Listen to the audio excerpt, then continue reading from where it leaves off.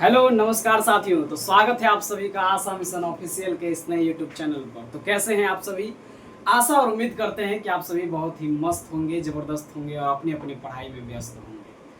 तो आज हम जो है आप लोगों के लिए लाए हैं 12th क्लास का भूगोल। और 12th में आज हम लोग पढ़ेंगे अध्याय 3, जिसका नाम होगा मानव विकास। क्या नाम होगा? मानव विकास।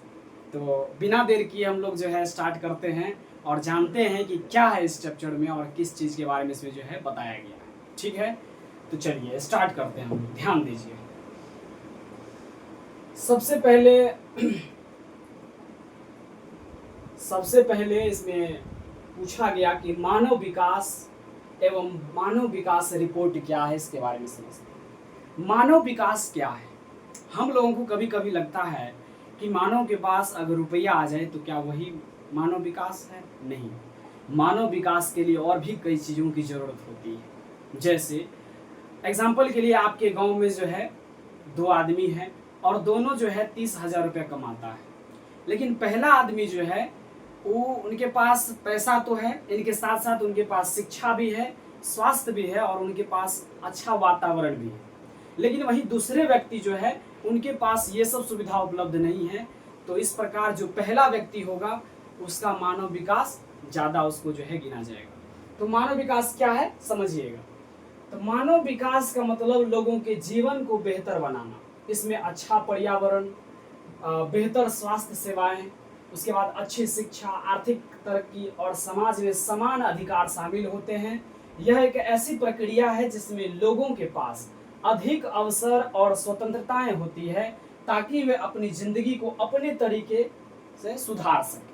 ठीक है, तो ये मानव विकास का जो है डेफिनेशन है, परिभाषा है, आप लोग देख सकते हैं। उसके बाद है कि मानव विकास रिपोर्ट। मानव विकास रिपोर्ट क्या होता है?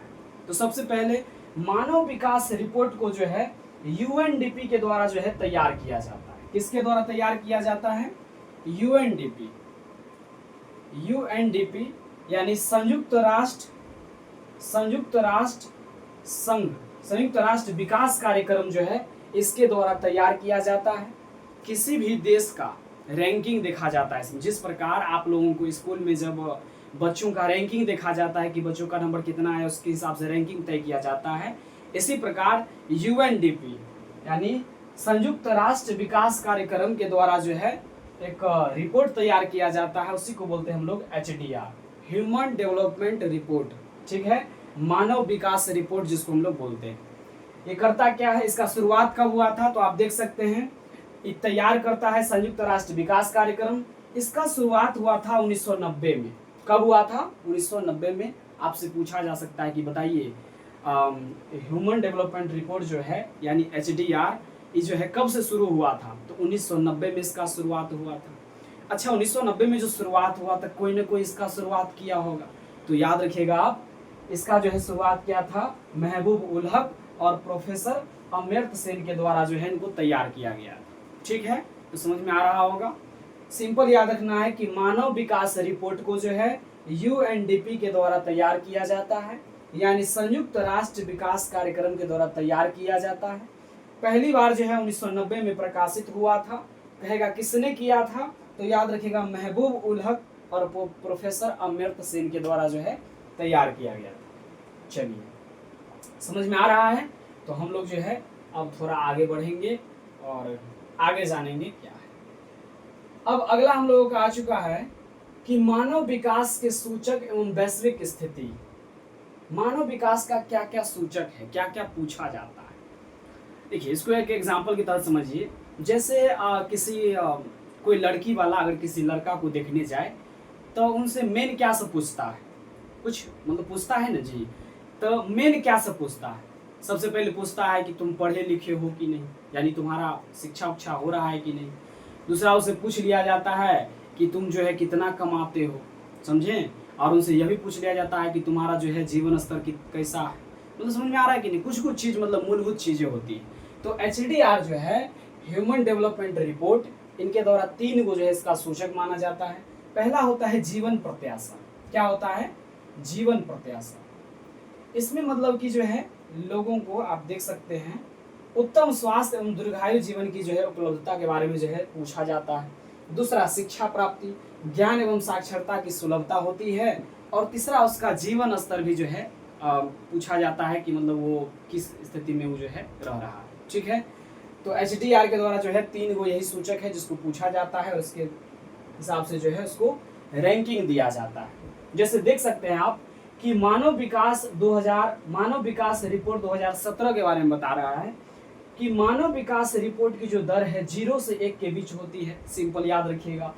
उसके बाद 2011 में मानव विकास रिपोर्ट में जो है 189 देशों ने जो है इसमें जो है देशों का जो है तैयार किया गया था, जिसमें भारत का रैंकिंग जो है 130वां स्थान था। क्या स्थान था?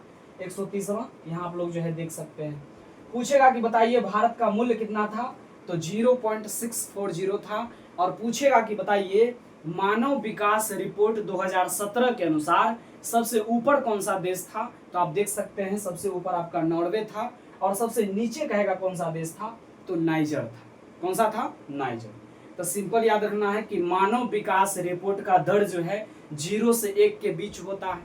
ठीक है, उसके बाद 2017 में जो मानव विकास रिपोर्ट जो भाग लिया था, कितने देश भाग लिया था? 189 देशों के लिए जो है तैयार किया गया था, जिसमें भारत का स्थान 130 नंबर पर था। पूछेगा भारत का मूल्य कितना था, तो 0.640। ठीक है, पूछेगा बताइए मानव विकास रिपोर्ट के अनुसार भारत का जो है रैंकिंग क्या था, तो 130वां था, याद रखिएगा। पूछेगा पूरे विश्व में जो है सबसे पहला स्थान पर कौन था, तो याद रखना है आपको नॉर्वे था। ठीक है, इसका रैंकिंग कितना था, तो 0.953, याद रखिएगा। और उसके बाद सबसे नीचे किसका था, तो याद रखिएगा नाइजर का था, जो कि 0.354 था। ठीक है, चलिए तो अब हम लोग थोड़ा सा और आगे बढ़ते हैं, और अब हम लोग जानते हैं कि भारत में जो है कम स्कोर, भारत में जो है कम स्कोर देख सकते हैं। भारत में कम स्कोर स्थिति के कारण क्या क्या है, भारत का जो इतना कम स्कोर रहा है, 130वां स्थान पर रहा है, इसका क्या क्या कारण है, तो इसके जो है मेन जो है 3 कारण माने जाते हैं। एक होता है आपका, पहला होता है ऐतिहासिक कारण। पहला क्या होता है? ऐतिहासिक कारण। हालांकि और भी कारण हम लोग जानेंगे, जैसे इसमें होता है सामाजिक और सांस्कृतिक कारण, एक और कारण होता है राजनीतिक कारण। तो क्या है इसको हम लोग जो है बारीकी से समझेंगे। तो सबसे पहले है आपका ऐतिहासिक कारण। सबसे पहले क्या है? ऐतिहासिक कारण। इसको आप लोग जो है देख सकते हैं। ऐतिहासिक कारण क्या है सर?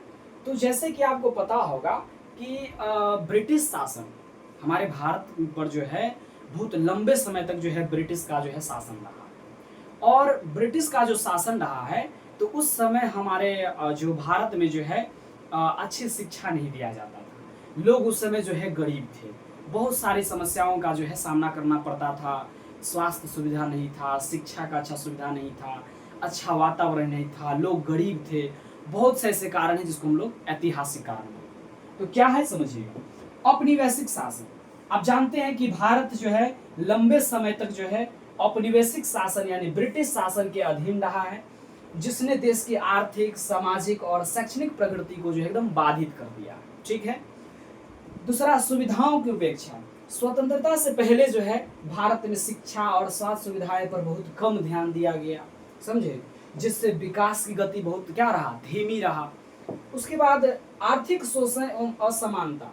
भूमि व्यवस्था और आर्थिक शोषण के कारण जो है समाज में असमानता बढ़ी, जिससे गरीबी और अमीरी के बीच जो है बहुत बड़ा अंतर बना रहा। ठीक है, तो इसको आप लोग जो है याद रखिएगा। ये था आपका जो है ऐतिहासिक कारण। क्या था? ऐतिहासिक कारण। अब हम लोग जो है इसके बाद 2 और कारण हैं, जिसमें पहला है आप लोगों का सामाजिक एवं सांस्कृतिक कारण। ये क्या है समझिए। तो सामाजिक एवं सांस्कृतिक कारण क्या है समझिएगा। देखिए, सामाजिक एवं सांस्कृतिक कारण जाति प्रथा, लैंगिक भेदभाव और धार्मिक सहिष्णुता जैसे सामाजिक मुद्दे अब भी मानव विकास में बाधा डालते हैं। यानी आज भी बहुत ऐसे गांव हैं, बहुत ऐसे जगह है जहां पर जो है जाति प्रथा विकसित है, जहां पर आज भी जो है जाति प्रथा विकसित है, लैंगिक भेदभाव है, यानी पुरुषों की तुलना में जो है महिलाओं को पर कम ध्यान दिया जाता है। लोगों का मानना होता है कि महिलाएं थोड़ी जो है मतलब कम अथी है, समझे कि नहीं। तो याद रखिएगा। उसके बाद धार्मिक सहिष्णुता, धर्म के आधार पर भी जो है देखा जाता है भेदभाव। बाकी यही सब मुद्दा है, याद रखिएगा। उसके बाद है महिलाओं की शिक्षा और रोजगार में भागीदारी कम होने से समाज का आधा हिस्सा पूरी तरह से विकसित नहीं हो पाता। स्वाभाविक है, आज भी हमारे समाज में जब महिलाएं जब अपने घर से काम की ओर जाते हैं तो लोग कहते हैं कि महिलाओं को काम नहीं करना चाहिए। कहने का मतलब कि देश की आधी आबादी को जो है, इससे अगर हम लोग जो है महिलाओं को अगर आगे नहीं बढ़ने देंगे तो स्वाभाविक है कि उनका जो है समाज में जो है भागीदारी बहुत कम हो जाएगा। और किसी देश में अगर आधी जनसंख्या की भागीदारी अगर कम हो जाए तो स्वाभाविक है उस देश का विकास जो है थोड़ा कम हो जाएगा। चलिए, उसके बाद है पारंपरिक सोच के कारण वैज्ञानिक तकनीकी और आधुनिक शिक्षा अपनाने में बाधाएं आती है। आज भी जब गांव में जाइएगा तो वहाँ पर नई नई तकनीकों को जो है, नई नई तकनीकों पर थोड़ा कम ध्यान दिया जाता है, समझिए। उसके बाद है स्वास्थ्य, स्वच्छता और पोषण को लेकर जागरूकता की कमी को विकास को धीमा करती है। तो याद रखिएगा, यही सब कुछ कारण है, इसको आप लोग ध्यान रखिएगा। ये हो गया आपका सामाजिक एवं सांस्कृतिक कारण, याद रखिएगा। अब हम लोग जो है अब हम लोग देखते हैं अगला क्या है, समझिए। सामाजिक एवं सांस्कृतिक कारण हो गया। अब हम लोग समझते हैं कि राजनीतिक कारण क्या है, तो ध्यान दीजिए। राजनीतिक कारण क्या है, तो इनमें राजनीतिक स्थिरता, संविधान और राज्य की प्रकृति, सरकार के रूप, स्तर आदि भी शामिल होता है। राजनीतिक अस्थिरता, भ्रष्टाचार और नीतियों का सही क्रियान्वयन में कमी विकास को प्रभावित करते हैं। साथ ही साथ ग्रामीण और शहरी क्षेत्रों के बीच विकास का असमान वितरण है। बुनियादी ढांचों की कमी विकास को धीमी करती है और साथ साथ कई योजनाएं बनाई जाती है लेकिन उन तक आम जनता की पहुंच सीमित रहती है। यानी भ्रष्टाचार। राजनीतिक कारण यही है कि आज के जितने भी नेतागण हैं वो सभी जो है सिर्फ अपने बारे में सोचते हैं, वो कभी भी जो है लोगों के बारे में नहीं सोचते हैं। और यही कारण है कि हम लोगों का जो है, मानव का जो है विकास खूब ठीक ढंग से नहीं हो पाता है, समझे। यहाँ तक कि अस्पताल का पैसा फंड आ जाता है, नेता के पास पैसा चला जाता है लेकिन अस्पताल नहीं बनता है। एग्जाम्पल आप हमारे दरभंगा में आकर के देख सकते हैं, 12 साल में सिर्फ और सिर्फ एम्स का जो है गेट तैयार हुआ, ठीक है। तो इस प्रकार जो है भ्रष्टाचारी है, देख सकते हैं। चलिए, तो अब हम लोग जो है थोड़ा और आगे बढ़ते हैं और अब हम लोग जानते हैं राष्ट्रीय मानव विकास रिपोर्ट के बारे में। यानी अभी जो हम लोग देख रहे थे, जो यूएनडीपी के द्वारा जो तैयार किया गया था, ये पूरे विश्व लेवल पर था, ठीक है। लेकिन अब हम लोग जो है इसका भारत में देखते हैं कि भारत में किस प्रकार है। तो विश्व में जो है किया जाता है किसके द्वारा, HDR के द्वारा जो है रैंकिंग तय किया जाता है, ह्यूमन डेवलपमेंट रिपोर्ट के द्वारा। लेकिन जब भारत में आइएगा तो यहाँ पर जो है NHDR इसके द्वारा जो है तैयार किया जाता है, यानी नेशनल ह्यूमन डेवलपमेंट रिपोर्ट के द्वारा जो है तैयार किया जाता है, याद रखिएगा। तो समझिए, राष्ट्रीय मानव विकास रिपोर्ट योजना आयोग द्वारा जो है तैयार किया जाता है। यानी याद होगा आप लोगों को कि 2015 से पहले योजना आयोग था, लेकिन 2015 में उसका नाम बदल करके क्या कर दिया गया, नीति आयोग। तो पहले जो है ये राष्ट्रीय मानव विकास रिपोर्ट कौन जारी करता था, योजना आयोग, लेकिन वर्तमान में कौन करता है, नीति आयोग। इसको आप लोग जो है याद रखिएगा। राष्ट्रीय स्तर पर मानव विकास रिपोर्ट पहली बार 2002 में जारी किया गया था, याद रखिएगा। भारत में जो है पहली बार राष्ट्रीय मानव विकास रिपोर्ट कब जारी किया गया था, 2002 में जारी किया गया था। राष्ट्रीय विकास रिपोर्ट 2007-8 में जो है सबसे ऊपर रहा है केरल और सबसे नीचे रहा है छत्तीसगढ़। तो इसको आप लोग जो है याद रखिएगा, इंपॉर्टेंट है, आपसे पूछ लिया जाए। उसके बाद भारत के मानव विकास के सूचक क्या है, भारत में क्या क्या सूचक है, तो इनके जो है 3 सूचक है, देख सकते हैं आप लोग। पहला आपका जो है आर्थिक उपलब्धियां, क्या है, आर्थिक उपलब्धियां, यानी संसाधनों तक पहुंच, GDP, प्रति व्यक्ति आय, उपभोक्ता, वे सामाजिक परिवहन और शुद्धता हवा एवं पेयजल, सब मुख्य कारण है, मुख्य सूचक है, इसका याद रखिएगा। स्वास्थ्य जीवन, आप देख सकते हैं कि रोग मुक्त जीवन चाहता है आदमी, दीर्घायु मतलब ज़्यादा उम्र तक, ज़्यादा दिन तक जीना चाहता है। शिशु मृत्यु दर में जो है कमी आया है। माताओं की सुरक्षा एवं पर्याप्त पोषण मिल रहा है, याद रखिएगा। उसके बाद एक और है आपका सामाजिक सशक्तिकरण, यानी भूख, गरीबी, बंधुआपन, अज्ञानता एवं निरक्षरता से मुक्ति मानव विकास की कुंजी है, समझे। यानी गरीबी उसमें जो है नहीं होना चाहिए, थोड़ा स्वास्थ्य अच्छा होना चाहिए, यही सब उनका जो है मुख्य सूचक है, याद रखिएगा। और सामाजिक सशक्तिकरण का मतलब होता है कि समाज के हर एक व्यक्ति का जो है, हर एक वर्ग का जो है विकास, समझे। चलिए तो याद रखिएगा। हम लोग थोड़ा और आगे चलते हैं और अब हम लोग जो है समझते हैं कि भारत में जो है गरीबी एवं निर्धनता के बारे में जो है समझते हैं। भारत में गरीबी एवं निर्धन राज्य के बारे में समझते हैं, ध्यान दीजिएगा। सबसे पहले गरीब किसे कहा जाता है, सिंपल एकदम पूछा जाएगा आपसे, कहीं पूछा जा सकता है कि गरीब किसे कहते हैं, तो सिंपल आपको याद रखना है कि वैसे लोग जो अपनी न्यूनतम आवश्यकताओं की भी पूर्ति नहीं कर पाता, उसी को हम लोग क्या बोलते हैं, गरीब बोलते हैं। क्या बोलते हैं, गरीब बोलते हैं। आप देख सकते हैं जो व्यक्ति अपनी न्यूनतम आवश्यकताओं की भी पूरी नहीं कर पाता उसे ही गरीब कहा जाता है, याद रखिएगा। भारत में जो है 2011-12 की बात बता रहा है कि भारत में जो है 2011-12 में जो है 21.92% जो है लोग गरीबी रेखा से क्या था, नीचे था। यानी आप देख सकते हैं 2011-12 की बात बता रहा है कि 21.9% लोग जो है गरीबी रेखा से क्या था, नीचे था। उसके बाद पूछा जाएगा कि बताइए शहरी क्षेत्र में कितना था और ग्रामीण क्षेत्र में कितना था, तो याद रखिएगा शहरी क्षेत्र में 13.7% था, लेकिन वहीं अगर बात करें हम लोग ग्रामीण क्षेत्र का तो 25.7% लोग था। आप लोग यहाँ एक हमने चार्ट बना दिया है, उसके माध्यम से आप लोग समझ सकते हैं। इसमें है सबसे अधिक गरीब राज्य कौन है और यूटी कौन है परसेंटेज में, इसको दिखाया गया है। यहीं पर जो है सबसे कम गरीब राज्य कौन सा है उसको दिखाया गया है। तो इसमें है अधिक और इसमें है कम, तो इसको आप लोग जो है देख सकते हैं कि सबसे अधिक जो है प्रतिशत रहा है राज्य में रहा है किसका, छत्तीसगढ़ का। उसके बाद दूसरा राज्य रहा है झारखंड, तीसरा राज्य रहा है आपका, तीसरा पर है अरुणाचल प्रदेश, तब रहा है बिहार, उसके बाद उड़ीसा और उसके बाद उत्तर प्रदेश, समझे। लेकिन वहीं पूछ लिया जाएगा कि बताइए सबसे अधिक जो है गरीब जो है केंद्र शासित प्रदेश कौन रहा है, तो आप याद रखिएगा दादर नागर हवेली रहा है, जहां गरीबी का प्रतिशत 39.31% था, इसको आप देख सकते हैं। इसी प्रकार सबसे कम गरीब राज्य कौन सा था, तो अंडमान निकोबार में जो है देख सकते हैं 1.00% था, इसको आप लोग देख सकते हैं। ये डेटा है, इसको आप लोग स्क्रीनशॉट लेकर के देख लीजिए। चलिए उसके बाद है गरीबी का कारण क्या है, तो रोजगार की कमी एवं अनियंत्रित बेरोजगारी है, वही गरीबी का कारण है, समझे। तो इसको आप लोग याद रखिएगा। अब हम लोग जो है थोड़ा और आगे चलते हैं और अब हम लोग जानते हैं अगला क्या है।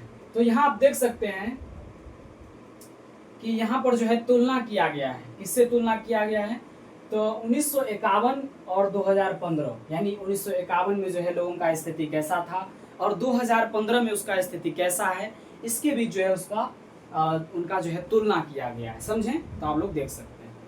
तो यहाँ आप देख रहे होंगे कि मृत्यु दर, जहाँ 1951 की बात बता रहे हैं कि 1951 में जो है मृत्यु दर जो है कितना था, 25.1% था। लेकिन वहीं अगर आप देखिएगा 1951 में था 25.1%, लेकिन वहीं 2015 में जो है मात्र कितना रह गया, 6.5%। इसको आप लोग जो है याद रखिएगा। वहीं अगर शिशु मृत्यु दर की बात करें तो शिशु मृत्यु दर आप लोग देख सकते हैं कि 1951 में जो है 1000 एक मिनट समझिएगा। तो 1951 में जो है शिशु मृत्यु दर कितना था, 1000 में से 148 बच्चा जो है मर जाता था। लेकिन वहीं अगर आप 2015 की बात कीजिएगा तो 1000 बच्चा में से मात्र 37 बच्चा जो है मरता है। तो कहीं ना कहीं थोड़ा सा क्या हुआ, इसमें जो है बढ़ोतरी हुआ है, कमी आया है, सॉरी। देख सकते हैं पुरुष का जीवन व्यवस्था की बात करें तो 1951 की बात बता रहा है कि उस समय जो है पुरुष का आयु कितना होता था, मतलब एवरेज आयु कितना होता था, 37.1 वर्ष। लेकिन वहीं अगर 2015 की बात करें तो इसका जो है उम्र बढ़ के कितना हो गया है, 66.9 वर्ष। तो ये बहुत इंपॉर्टेंट है, इसको याद रखिएगा। वहीं अगर महिला के अगर की बात करें कि कितना वर्ष जीता है, तो देखिए 1951 में इनका जो है जीवन प्रत्याशा मात्र 36.2% था, 2 वर्ष था। लेकिन वहीं अगर 2015 की बात करें तो देखिए ये पुरुष को भी पीछे छोड़ दी है। अब इनका जो है औसत उम्र जो है 70 वर्ष हो गया है, समझे। तो यही सब कुछ बदलाव है, इसको आप लोग देख सकते हैं। मुख्य सुधार क्या क्या हुआ है इसको आप लोग देख सकते हैं। मुख्य सुधार क्या हुआ है, तो रोग और पीड़ा से जो है मुक्त जीवन हुआ है। दीर्घायु यानी उम्र जो है, जो आदमी का जो बहुत कम साल जीते थे उनका उम्र अब क्या हो गया है, बढ़ गया है। वहीं पर माताओं में जो है प्रसव के दौरान जो है मृत्यु दर में कमी हुई है। कई सारे माताओं का जो है मृत्यु हो जाता था प्रसव पीड़ा के दौरान, यानी जब वो बच्चे को जन्म दे रही होती है ऐसी अवस्था में उनका जो है मृत्यु हो जाता था। तो इसमें क्या आई है, कमी आई है। उसके बाद स्वास्थ्य सुविधाओं में निरंतर वृद्धि एवं पर्याप्त पोषण व सुरक्षा आया है, इसको आप लोग ध्यान रखिएगा। वहीं अगर हम लोग लिंगानुपात की बात करें, एक मिनट,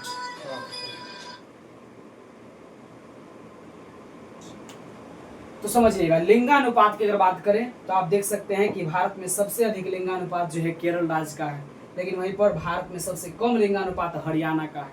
लिंगानुपात क्या होता है सर, तो आप लोगों को पता होगा कि 1000 प्रति 1000 पुरुष पर महिलाओं की जो संख्या होती है इसी को हम लोग क्या बोलते हैं, लिंगानुपात बोलते हैं। तो यहाँ देख सकते हैं भारत में सबसे अधिक लिंगानुपात जो है केरल का रहा है और सबसे कम लिंगानुपात जो है हरियाणा का है। तो इसको आप लोग जो है याद रखिएगा। अब हम लोग जो है थोड़ा और आगे बढ़ते हैं और अब हम लोग जानते हैं सामाजिक सशक्तिकरण एवं साक्षरता दर के बारे में। तो ध्यान दीजिएगा आप लोग, समझिए। तो सबसे पहले जो है यहाँ पर आप लोग देख पा रहे होंगे, भूख, गरीबी और दास प्रथा, बंधुआकरण, अज्ञानता, निरक्षरता और किसी अन्य प्रकार की प्रबलता से मुक्त मानव विकास की कुंजी है। यानी मानव का विकास कैसे होगा, मानव विकास तब होगा जब लोग भूख को हराएंगे, जब लोगों पर से गरीबी दूर होगा, जब दास प्रथा तरह का जो है जो भी प्रथा सब चल रहा है वो समाप्त होगा, बंधुआकरण, बंधुआ मजदूरी के नाम सुने होंगे, वो सब समाप्त होगा, अज्ञानता यानी शिक्षा आदमी को मिलेगा तब थोड़ा और आगे बढ़ेगा, तो निरक्षरता, यही सब कारण है जो मानव विकास को पीछे खींच रहा है। तो ये सब चीज़ अगर डेवलप होता है, ये सब चीज़ का अगर विकास होता है तो स्वाभाविक है कि मानव का विकास भी जो है ऑटोमेटिक होगा। चलिए थोड़ा और आगे समझते हैं और राष्ट्रीय साक्षरता आंकड़ा के बारे में जानते हैं 2011 के अनुसार। यानी 2011 में जो है भारत का साक्षरता दर क्या था उसके बारे में थोड़ा सा समझते हैं। तो आप लोग देख सकते हैं कि भारत का अगर कुल साक्षरता की बात करें तो कितना था, 74% था, 74.04%। इसको आप लोग याद रखिएगा। पूछा जाएगा बताइए भारत में महिला साक्षरता जो है, महिला साक्षरता कितना था, तो याद रखिएगा 65.46%। यानी भारत का कुल साक्षरता पूछेगा तो 74.04%। लेकिन वहीं पर कहेगा बताइए महिला कितना साक्षर था, तो याद रखिएगा 65.46%, याद रखिएगा। लेकिन वहीं अगर पूछ दे कि बताइए सबसे अधिक साक्षरता वाला राज्य कौन था, तो कौन था, केरल था।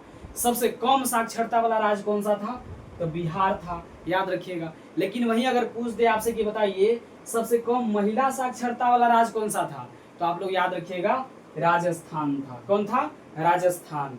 अब राजस्थान जो है सबसे मतलब कि जो है महिलाओं का साक्षरता सबसे कम कहाँ था, राजस्थान में, याद रखिएगा।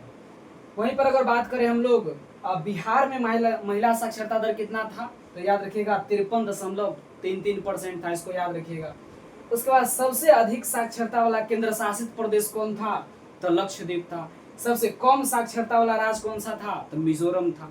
तो आपने देखा कि सबसे पूरे भारत की अगर साक्षरता दर की बात करें तो 74.0%। महिलाओं की साक्षरता की बात करें तो लगभग 65%। पूछेगा बताइए साक्षरता में सबसे अधिक साक्षरता वाला राज्य कौन सा था, तो केरल था। सबसे कम साक्षरता वाला बिहार था। महिला साक्षरता सबसे कम था राजस्थान में। लेकिन वही कहेगा बताइए यूटी में सबसे अधिक साक्षरता दर कहाँ था, तो लक्षद्वीप में था। कहाँ था, लक्षद्वीप में। लेकिन सबसे कम कहेगा कहाँ था, तो याद रखिएगा। अच्छा, दूसरा सबसे अधिक साक्षरता वाला राज्य कौन सा है, मिजोरम। पहला आपने क्या देखा था, केरल था, लेकिन वहीं पर दूसरा पूछ लिया जाएगा तो मिजोरम। इसको आप लोग जो है याद रखिएगा, ठीक है। तो अब हम लोग जो है थोड़ा सा और आगे बढ़ते हैं और अब हम लोग जानते हैं आगे क्या, समझिएगा। अगला है आपका स्वच्छ भारत मिशन। क्या है, स्वच्छ भारत मिशन। स्वच्छ भारत मिशन क्या है समझते हैं हम, समझिए। तो भारत सरकार ने देश को प्रदूषण रहित भारत सरकार ने देश को प्रदूषण रहित बनाने के लिए स्वच्छ भारत मिशन की जो है शुरुआत किया था। मिशन के मुख्य उद्देश्य क्या था? तो मतलब स्वच्छ भारत मिशन जो था, इनका मुख्य उद्देश्य क्या था, तो आप लोग समझिएगा। मुख्य उद्देश्य था कि खुले में शौच से मुक्ति हो, नगर निगम के 100% ठोस कचरे और वैज्ञानिक तरीके से उचित इसका प्रबंधन हो। खुले में शौच से जो है इनका मुक्त कराने का मुख्य कारण था, और साथ ही साथ जो नगर निगम है जो भी कचरा वगैरह सब का इसका सही से निपटान किया जाए, वैज्ञानिक तरह से निपटान किया जाए, इसका जो है मुख्य जो है उद्देश्य था। उसके बाद घरों में शौचालय होना चाहिए, सामुदायिक शौचालय भी होना चाहिए और सार्वजनिक शौचालय भी होना चाहिए, समझे? तो इसको आप लोग जो है याद रखिएगा। उसके बाद ग्रामीण भारत में जो है प्रदूषण कम करने के लिए ईंधन के तौर पर एलपीजी गैस का जो है सुलभ कराना, समझे? उसके बाद जल से होने वाले रोगों की रोकथाम के लिए प्रत्येक घर में पीने लायक जल की जो है व्यवस्था करना, और साथ ही साथ परंपरागत ईंधन स्रोत जैसे पवन ऊर्जा तथा सौर ऊर्जा को बढ़ावा देना, समझे? याद रखिएगा, आप लोग याद रखिएगा, ठीक है? तो यही सब कुछ इनका जो है मुख्य उद्देश्य था, इसको आप लोग याद रखना है, ठीक है? चलिए, तो अब हम लोग जो है थोड़ा सा और आगे बढ़ते हैं, और अब हम लोग जानते हैं आगे क्या है, समझिए। अब जो है अब कह रहा है कि बताइए जनसंख्या पर्यावरण और विकास। जनसंख्या पर्यावरण और विकास क्या है, समझिए। तो सबसे पहला है कि विकास के फायदे और नुकसान, समझिए। विकास से मानव जीवन की गुणवत्ता में सुधार हुआ, लेकिन इससे सामाजिक भेदीय, क्षेत्रीय असमानता और पर्यावरणीय क्षति भी बढ़ी। तो याद रखिएगा, इसका मतलब ये हुआ कि आपने विकास तो किया, लेकिन विकास की आड़ में आकर के अपने पर्यावरण का अगर ख्याल नहीं रखते हैं तो विकास का कोई मतलब नहीं होता है, समझे? तो इसको विकास तो करना है, ठीक है, लेकिन पर्यावरण का भी जो है थोड़ा ध्यान रखा जाए, ठीक है? तो ये ज़्यादा बेहतर होगा। दूसरा है कि माल्थस का विचार। माल्थस ने अपना कुछ विचार दिया था। इनका मानना था कि माल्थस ने कहा कि जनसंख्या की तुलना में संसाधनों की उपलब्धता अधिक महत्वपूर्ण होती है। स्वाभाविक है, अगर जनसंख्या बढ़ जाए और संसाधन नहीं रहे तो बहुत सारे स्थिति जो है, बहुत सारे दिक्कतें उत्पन्न हो सकती है।